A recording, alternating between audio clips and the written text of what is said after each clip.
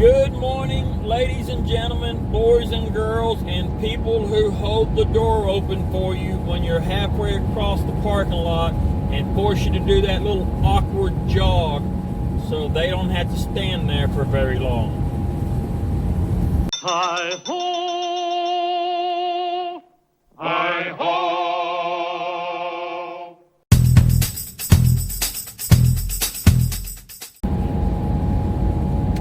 So, it is minus 6 degrees Celsius. I don't know what that is in Fahrenheit. I'm not that smart. I do know what it is in feels like condition. It is freaking cold. I got my whining out of the way yesterday. I was dreading going because of a person I was going to have to work with. Girl, she's a, that type A mentality. Oh, it goes above and beyond and thinks everyone else should too. Just one of those gung-ho, looking for stuff to do people. And I was dreading it. It wasn't as horrible as I was afraid of, but it was what I was expecting.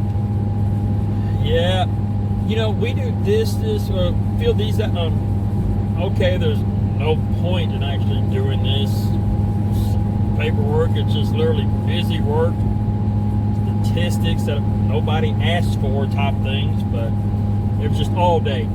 And I like to do this, and we do this. Oh, I need to go talk to this person. No, you don't. Not your job.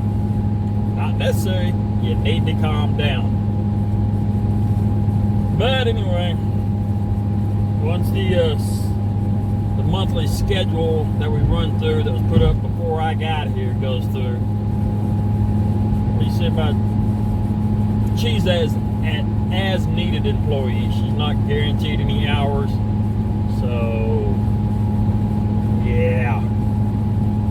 Anyway, again, cold this morning. Went to a park last night, and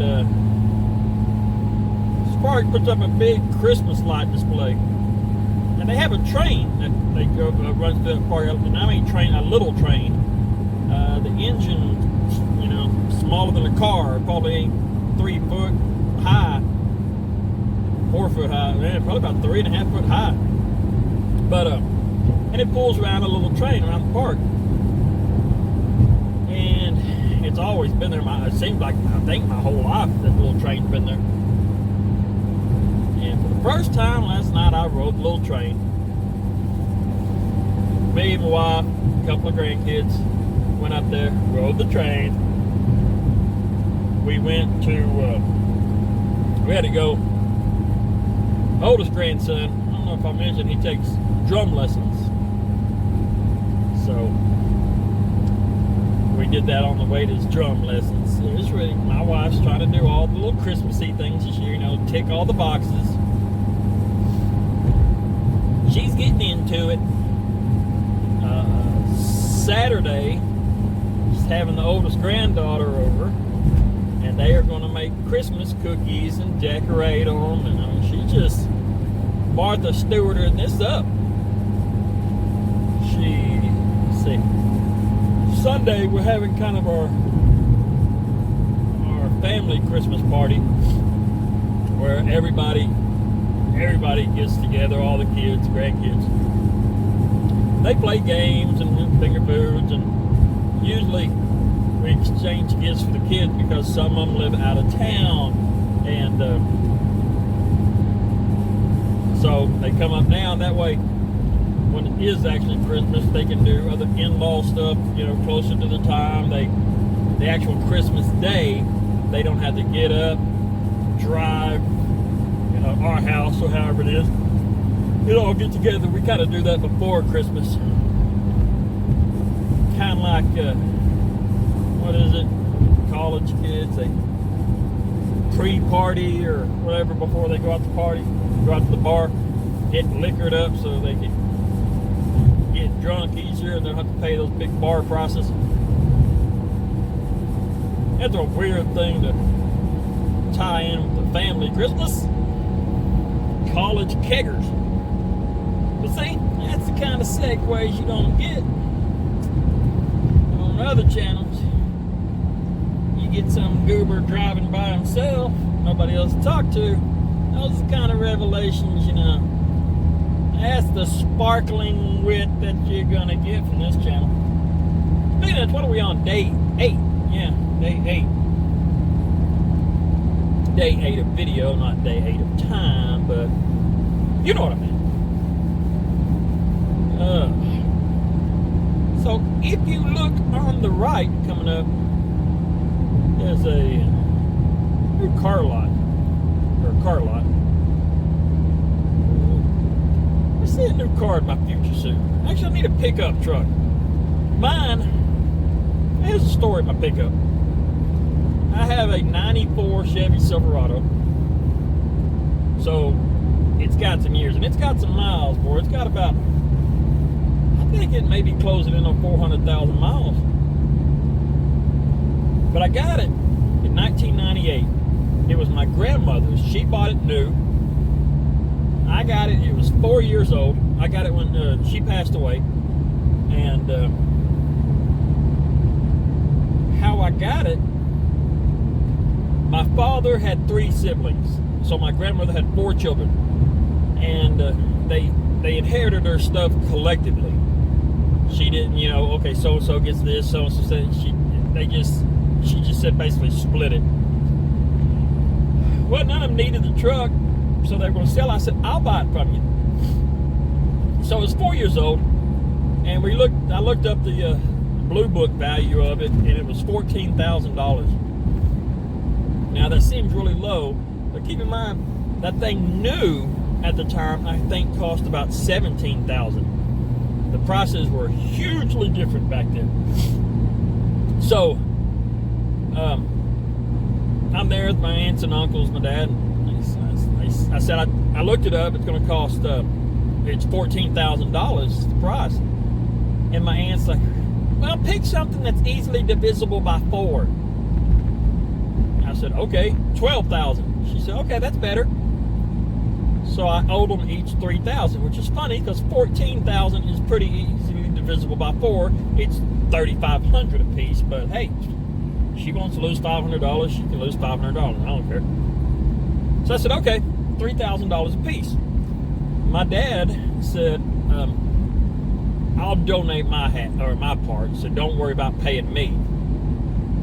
So that was, I had to pay his 3 siblings, so it was $9,000. Okay, so I got a 4-year-old truck for $9,000. Now, this truck, I could immediately turn around and sold it for 14 and made $5,000, but I really need the truck. And you hear the stories about one owner, it was a little old lady who kept it in the garage, only drove it to church on Sunday. That was this truck. It was 4 years old, 24,000 miles, 6,000 miles a year, and we live in the country, so it ain't like the store is, 2 blocks away. No, the closest store is like 10 miles away, and that's how rare it was driven.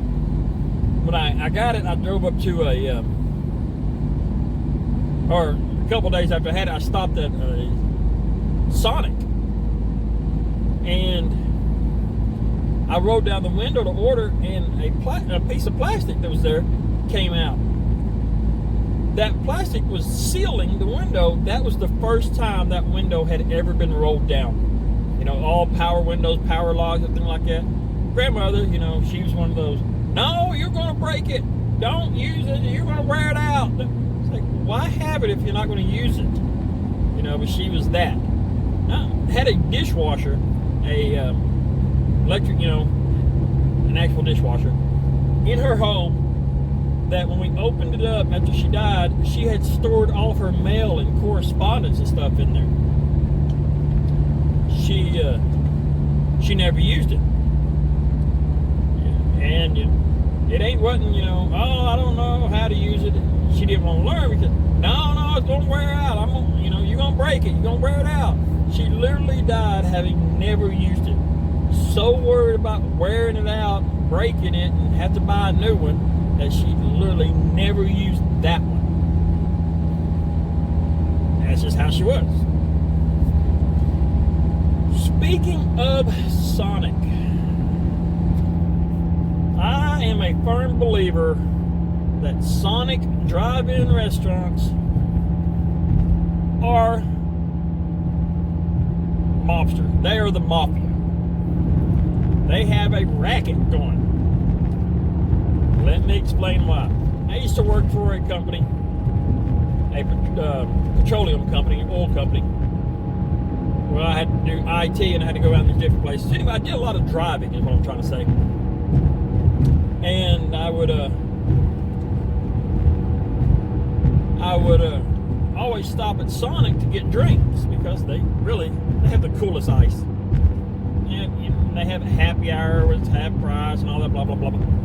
So I go to all these Sonics, and I would say the drink would be $1.08. So I'd give them like $1 and a dime. They'd say thank you and leave. All right. I'd give them $1.25. Thank you, leave. I'd order food. It would be $7.47. I'd give them $7.50. They'd say thank you and leave. So I realized anytime you gave them coins, they didn't count it. They would just say thank you and leave. They would never give you your change. Now, unless I was getting fed up every now and then. $1.08. Here's $1.25. Thank you. Hey, that obviously is not an 8-cent coin. It's like, did you see any pennies in there? I'd get frustrated and do that.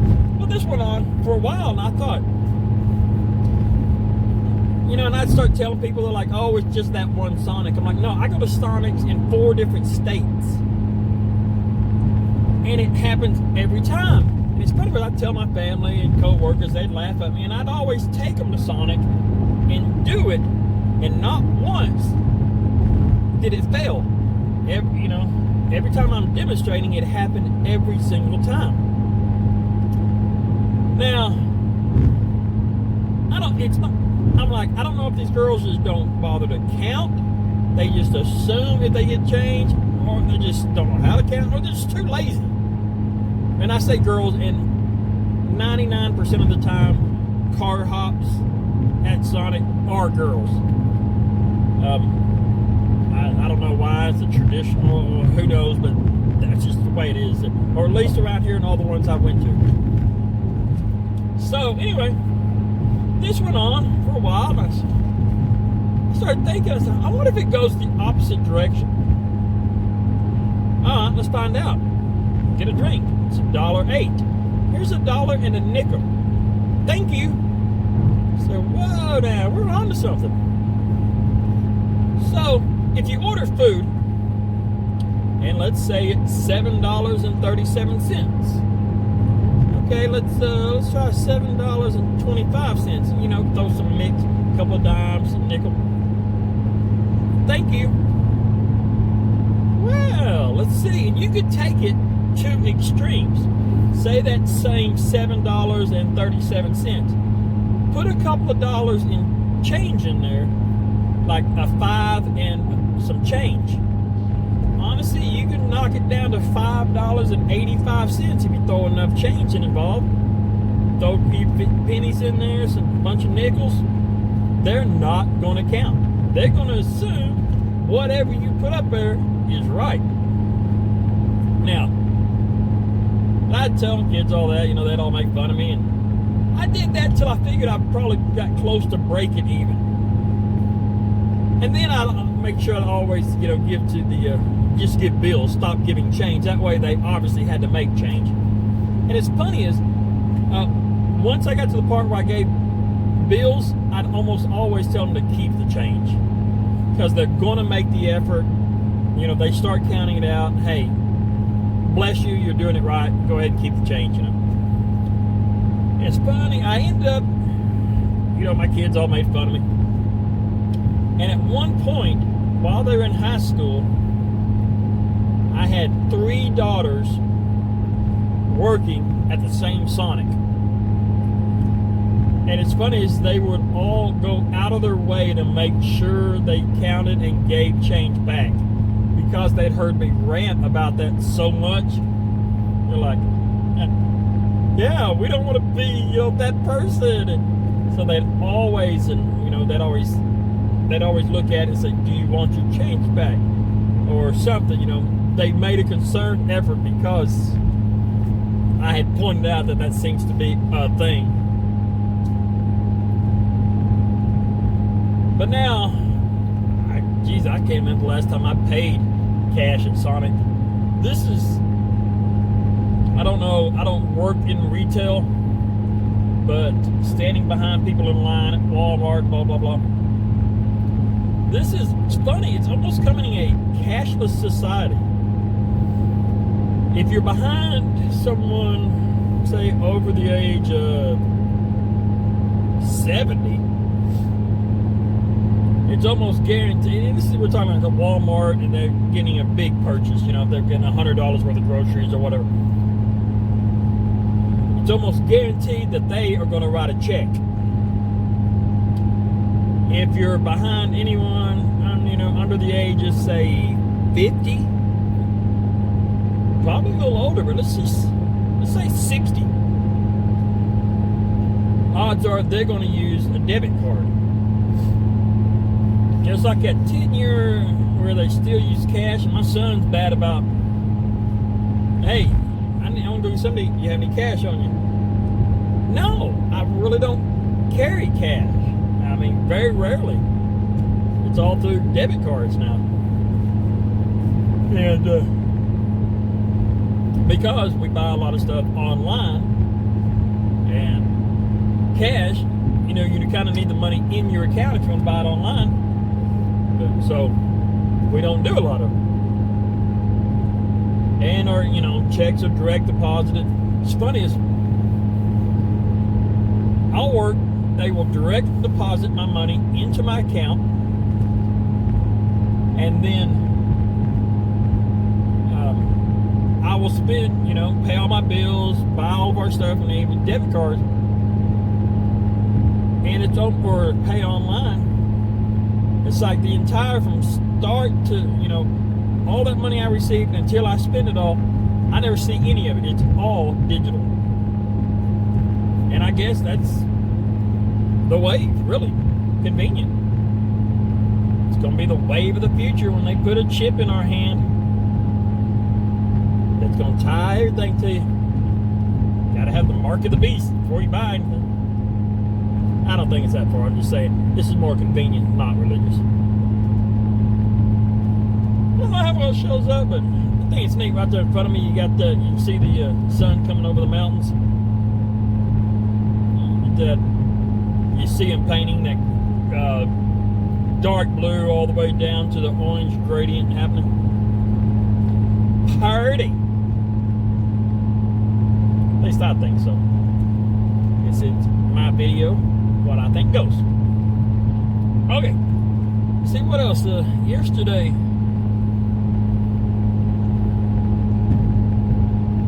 again, multiple meetings, blah blah blah, and I ducked out of work because I knew we were going to the Christmas light display. I left a little early, and I didn't make it 5 minutes. I got an email.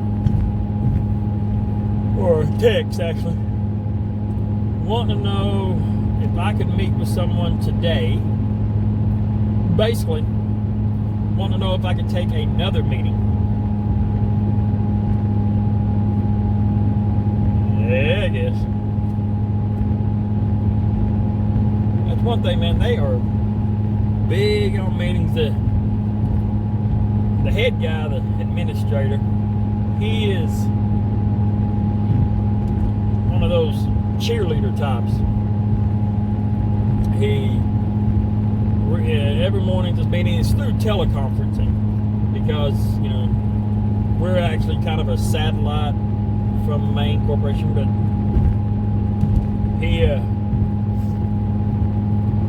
he's obviously, the book of good management or something like that. He reads the 10 Commandments of management or something like that, and he goes through them.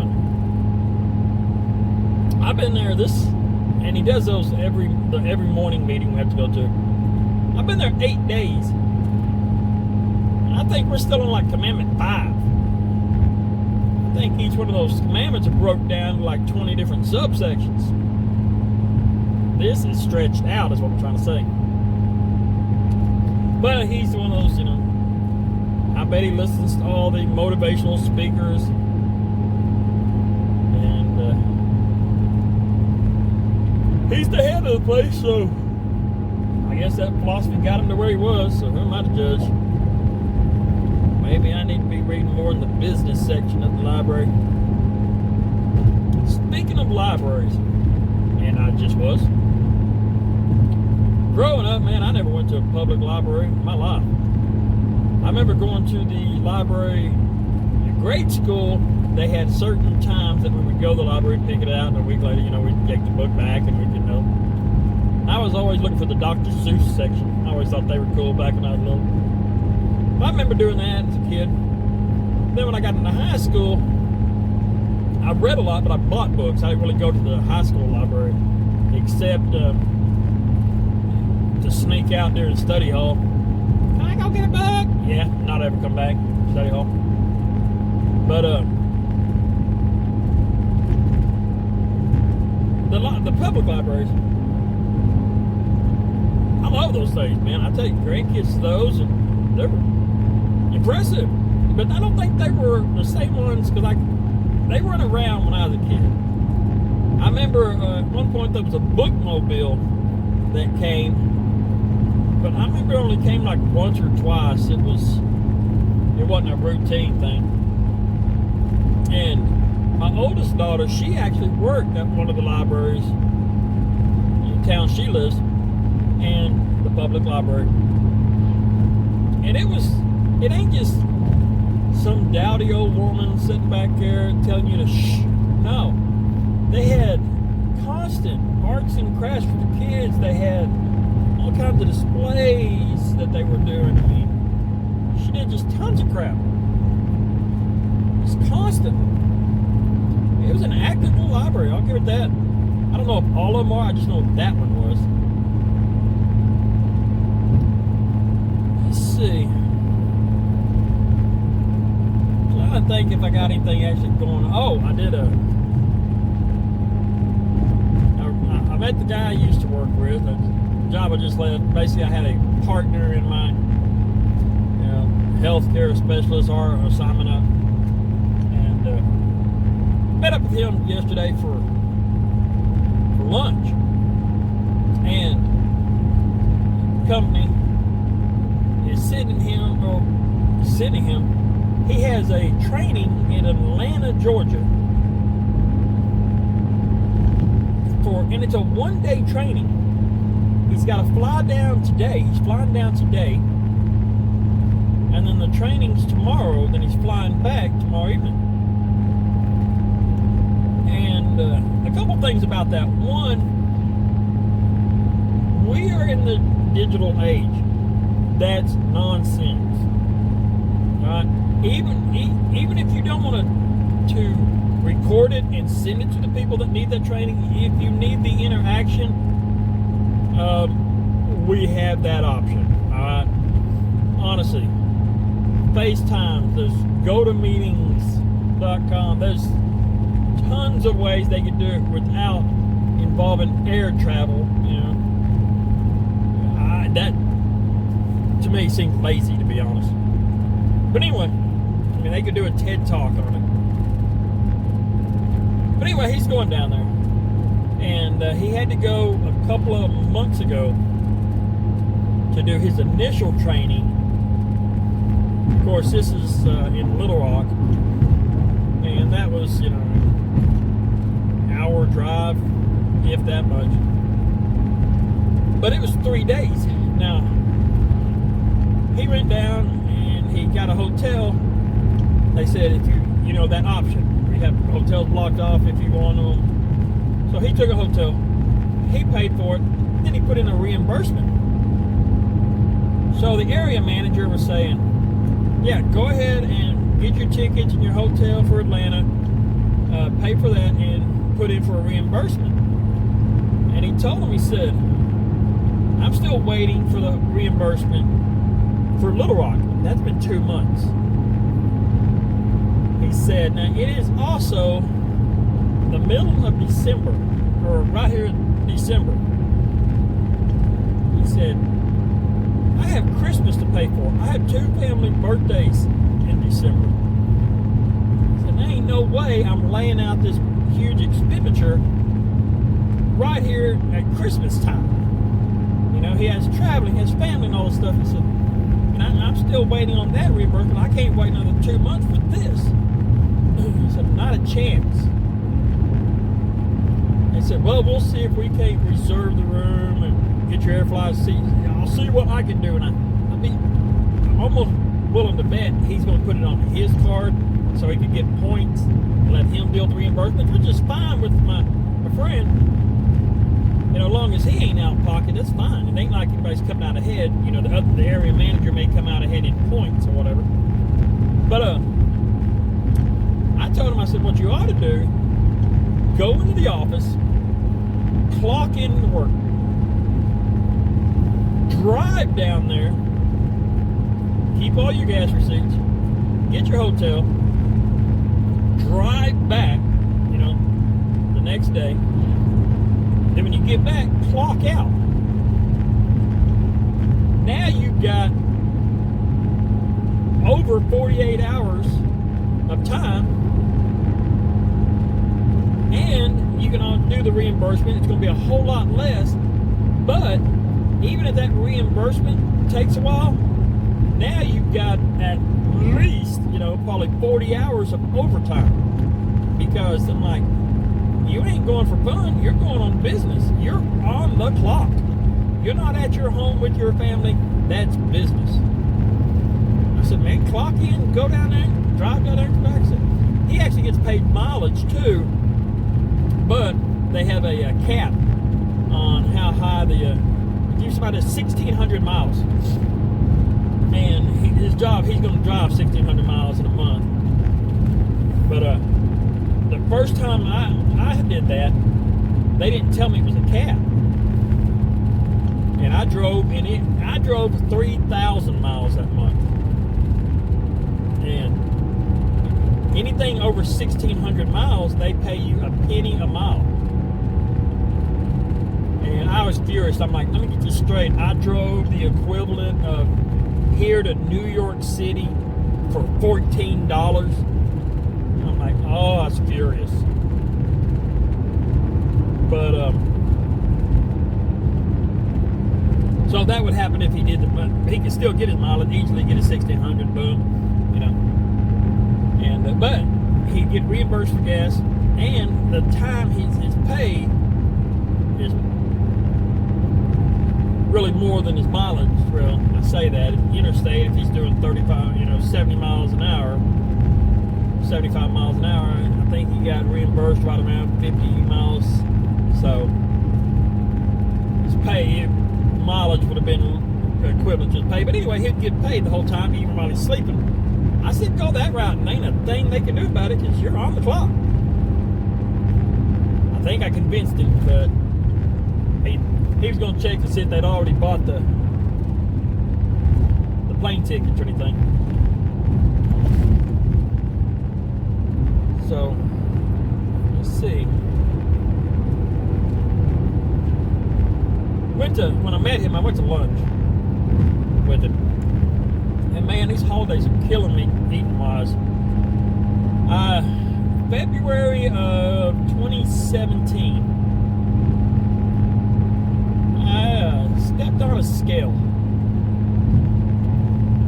And I stepped on a scale at work. Of course, I'd done it time. I'm like, oh yeah, but I got all my clothes on. I probably got 40 pounds of clothes on. I was at home and I went and bought a scale. And I stepped on it and I was stunned. I mean, absolutely stunned. something's got to be done. So I figured the easiest way is to monitor how much I see, how much I actually ate. So I got a app, MyFitnessPal, where you put in the food and it calculates it, you know. And I set a limit to calories per day. And you realize, wow, each meal should be like 450 calories. I put 1,500 calories. That gives 450 calories breakfast, lunch, dinner, plus 150 calorie snack.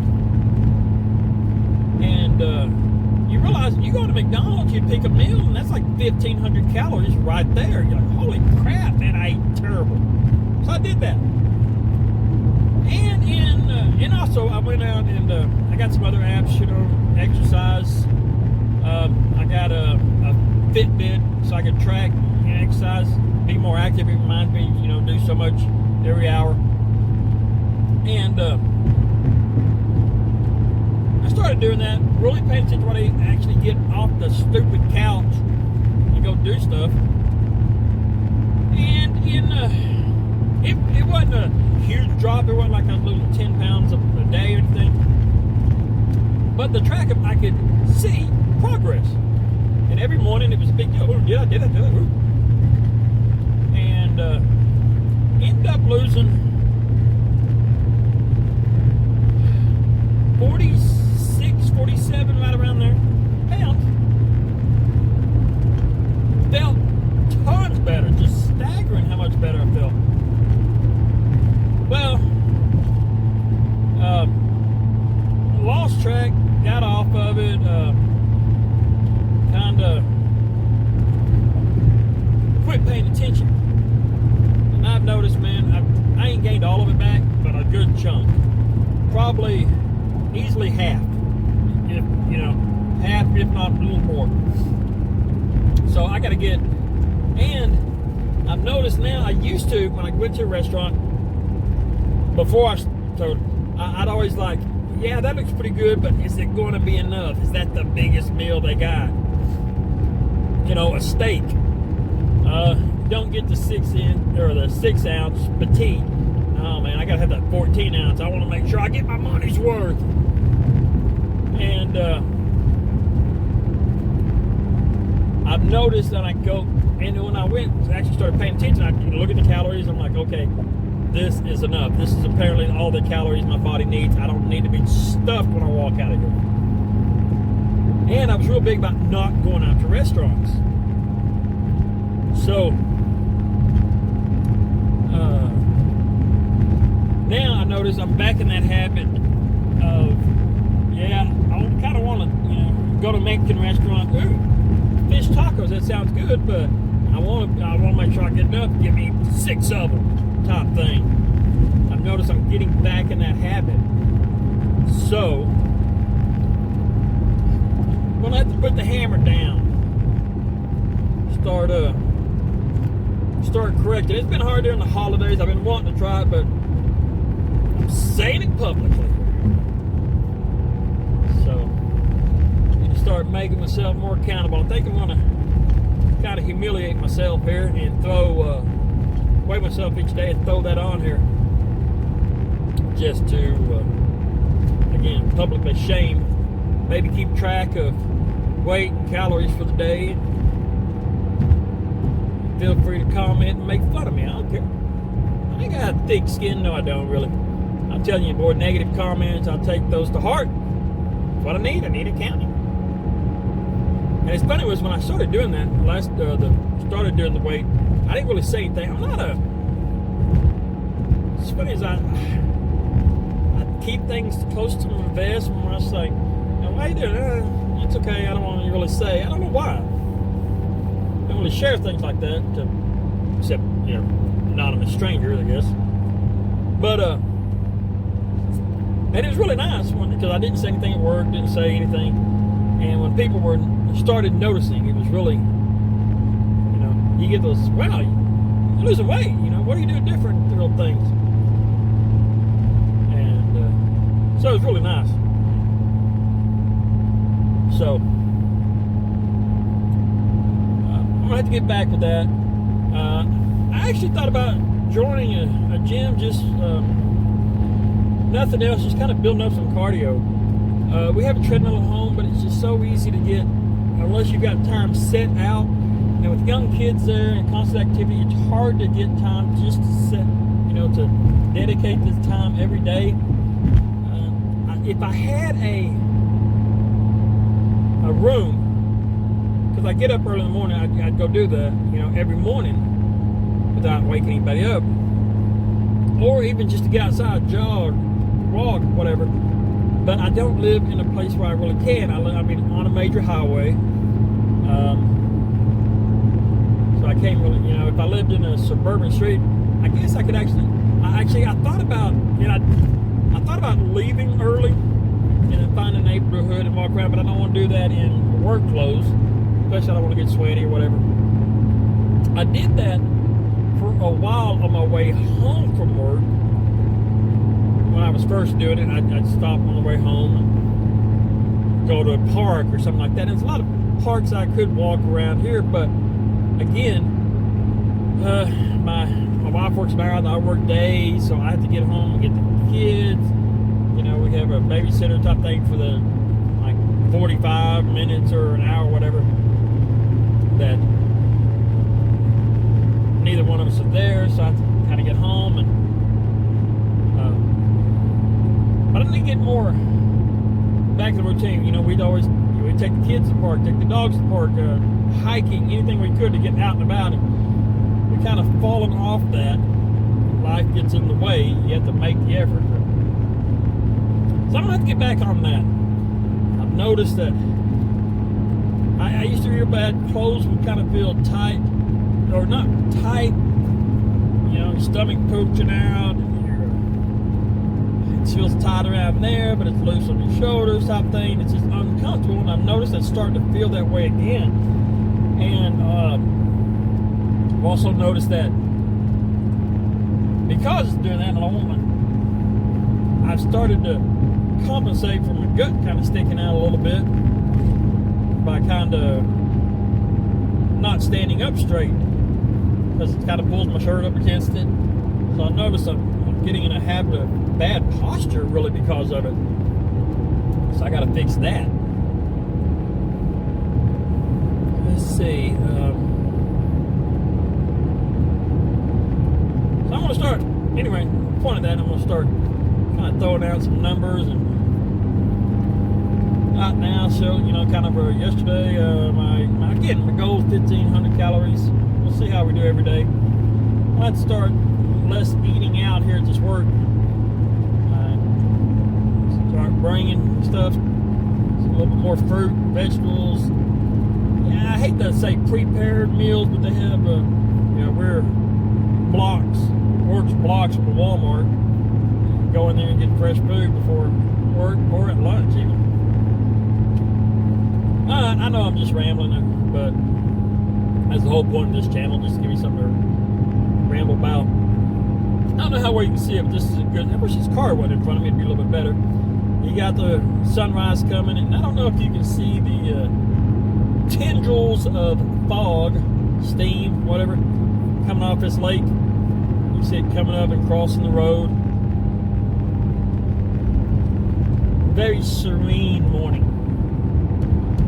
See, if I had an artist's flair, I'd set up my easel and capture nature in its beauty. It wasn't as beautiful back there because most of the steam was coming off the nuclear power plant, but hey. But actually, you can't see it off to my steam. You've actually got quite a few ducks and pelicans in the water there. Speaking of that, I used to work with a guy who was in maintenance, a maintenance man. And he was a painter. And, I mean, kind of a rough dude, but you'd see his paintings, you're like, holy cow, he's staggering. He showed me a couple, and I thought they were reference photographs that he was going to paint. I mean, he showed me on his phone, he'd take a picture of his painting. And like I said, I thought it was the actual, because he has a big, nice camera with a huge lens. He does a lot of wildlife. Huge lens, so he takes pictures of them. And I thought that was his reference picture. But his goal was they have the duck stamps. To hunt ducks, you have to get a federal duck stamp, federal and state. And he would, and it's a big deal because the duck stamps each year are different. And the picture is an artist. It's a painting. It's not a photograph. It's a painting or a drawing or whatever it is. It's a big deal to win. The state one is really a big thing. I know he did Arkansas and Oklahoma and maybe one more. And how he didn't win on either one of those is staggering. I didn't see the one that did win, but his ran were just incredible. But he said the federal one, apparently it's called the $1 million stamp because you own the right, I guess, to sell your prints, and it's a big thing to have. And I actually have a print from an old turkey stamp, federal turkey stamp, and so I guess a lot of people do buy those. But yeah, if you get chosen for the federal one, I think one of the states you didn't have the right to issue prints. You sign that off to the state, or I don't know, but federal's a big deal because I guess you get to. So I need to check in. I haven't worked with them in, wow, it's 9 months. I can't believe that's going to be a year. I've been going for that job coming up in March for a year. But anyway, I need to check, see if he's done some more, see if he happened to win one. It's a small area. I can't believe I wouldn't have heard, but dude was skilled. It's amazing. You see people on YouTube and on the internet and stuff like that, some of the paints people do, and it's staggering how much skill people see. And it's funny is, I will look at something, I'm like, yeah, that's red.